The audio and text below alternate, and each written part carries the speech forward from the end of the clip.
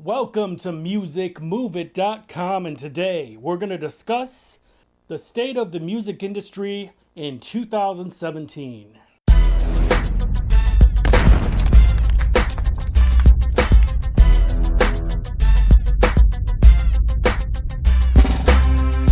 A few days ago, the RIAA published a report talking about the state of the music industry midway through 2017. It brings up some valid points of where everything's going and pretty much what I've expected for a while now.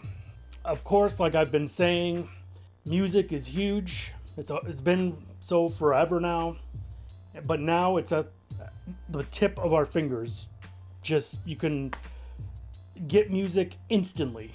You don't have to go to a record store to buy a CD anymore unless you want to, but you can have the latest single in your car, your headphones, at work, streaming to whatever thing you choose in like 5 seconds. It's pretty incredible, actually. And of course, the report talks about how much the industry has changed, even in just like couple years even, and how record labels have come to embrace it finally to an extent. I mean, they're not totally there yet, and there's a lot of bumps and things like that in the road, but we're getting there. One thing the report stated was that in 2015, that streaming was just kind of getting going while downloads were more popular. And now in 2017, streaming music outweighs downloads. And, you know, that's just where it's going. Streaming, I love streaming music, but I know a lot of artists talk about how they feel like they're not getting paid enough with it and things like that. So that's where some of the bumps in the road are. There needs to be a medium where everyone's happy. And of course, they talk about how the music business is leading the transition to digital and streaming. They're the top one that is doing very well compared to other mediums such as like television, books, even video games. So that's pretty incredible. I mean, it's a hell of a business. But back to what I was getting at before is, yes, streaming is fantastic and everything, but it's still not quite there yet as far as what the creators of music should be paid, because it's different between the big stars and the smaller independents and things like that. I mean, it's got to be ironed out somehow, and it may take some time to get there, but I hope it does get there, because I love how I don't have to go. I miss certain aspects, and I love certain aspects. I miss actually buying a physical CD sometimes, because it was pretty cool to look through like the cover, look inside, see who produced each track, things like that. And now you don't really do that as much. I mean, you could look at the digital stuff, but not all albums have like a full digital booklet. Some do with big name artists and things like that, but it's just not the same. Opening it up and, you know, it's almost like art. You'd hang it on your wall or something. Even with album covers, it was like that. So I miss that aspect of it, but also it's nice at the same time that I can just listen to anything I want. If I hear a song on TV that a TV show had in the background, I could find it and listen to it tomorrow when I'm taking a shower. If that makes any sense. You know, it's just instant music, and it's wonderful, but it needs to be ironed out and, you know, proper compensation for the creators, songwriters, producers, and all that good stuff. It also talks about how subscription formats have exploded on the scene. And of course, that's where, like, say most companies offer free ad-supported programs. Like, for instance, you could get Spotify for free, but you'll have to hear ads every so often. Same thing with Pandora, Amazon, all that good stuff. But people are actually paying for the subscriptions now, so there's no ads involved, and some of them, if you have the free version, you can only skip songs so much and stuff like that.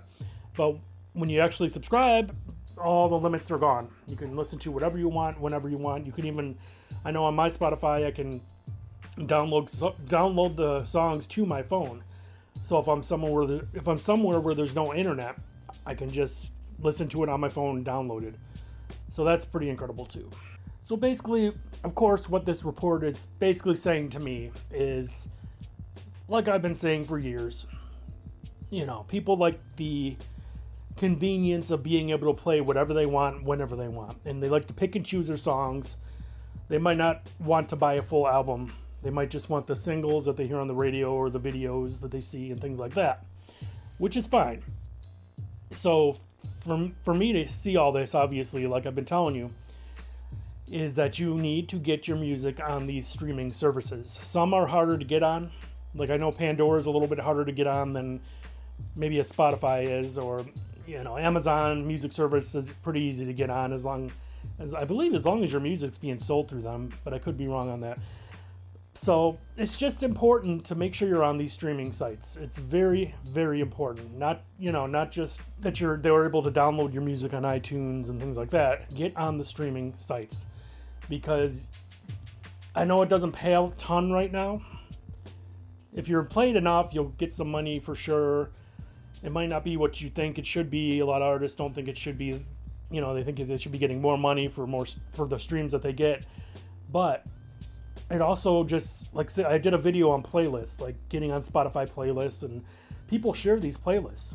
And the more you're shared on playlists and the more people hear your song, the popular you're going to get. And that helps you in other ways. If you do a show in another state, another city, people might remember you if they see you're coming to town. They may be like, I saw him on my Spotify playlist, my workout playlist that I always play when I'm running or whatever. And that artist I always hear, I love that song. Let's go to his show. And maybe you'll sell some merch at that show. You see what I'm saying? It all can affect you in different ways. It's not just Spotify streaming revenue. It's just the fact that you're getting heard on Spotify or Pandora or wherever. You're getting heard. You might be getting on playlists. Your music's getting passed around everywhere, and that builds potential fans. Then they might go looking for you online. They'll see your website, sign up for your newsletter, buy merch. Maybe they'll download songs on iTunes. Who knows? They'll come to concerts, like I said. So all this just comes full circle if it's done right. So try to get your stuff on these streaming services. Please do it.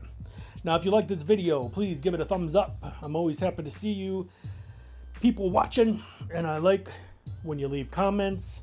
Tell me what you want to talk about next, and I will do my best to do that to improve your music career overall.